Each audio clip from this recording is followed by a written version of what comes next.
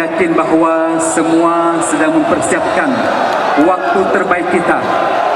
Dan di waktu kita mengadakan majlis di malam yang mulia ini, ingatlah bahawa saudara-saudara kita di Palestin pun sedang berduka saat ini. Maka panitia juga mengedarkan tabung amal untuk saudara kita di Palestin yang sedang beredar. Maka siapkanlah infak terbaik kita di malam yang mulia ini.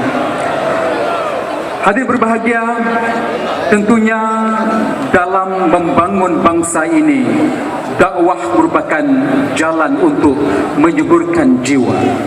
Tanpa dakwah, ruh Islam, ruh agama akan menipis. Maka dakwahlah yang patut kita lakukan.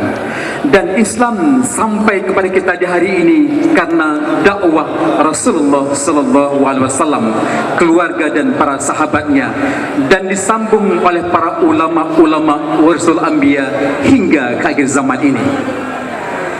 Sebelum kita mendengarkan tausiah dari ustaz kita, mari sama-sama kita laungkan takbir supaya bergema di bumi Darussalam ini Allah dikenal, diagungkan, dicintai dan ditakuti. Semoga negeri ini menjadi negeri baldatun thayyibatun wa rabbun ghafur. Takbir! Takbir! Takbir!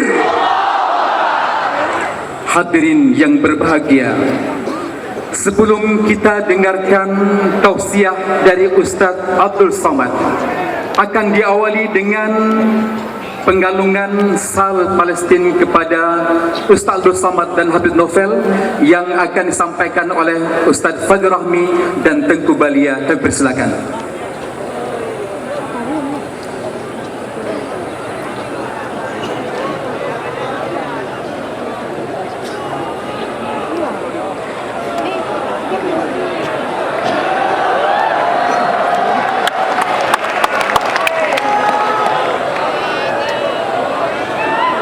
Yang pertama akan diserahkan kepada Habib Novel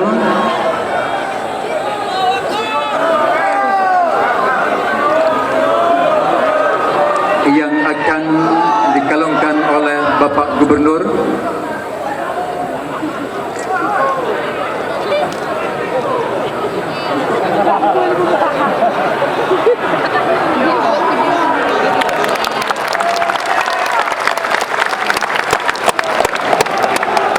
Dan berikutnya kepada Ustaz Abdul Samad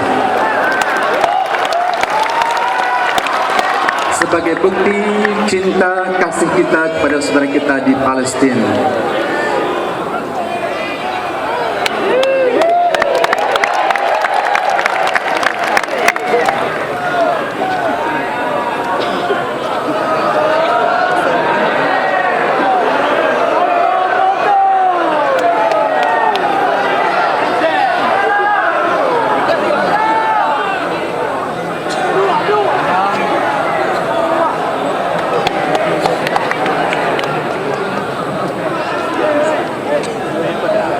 Hadirin wal hadirat yang dirahmati Allah Subhanahu wa taala, sampailah kita kepada arah puncak di malam yang mulia ini.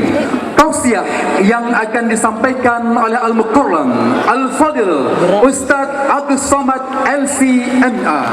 Waktu tepat tersilakan dengan segala hormat. أيها السادة الحضور، سنتمتع الآن بتوصية من فضيلة الأستاذ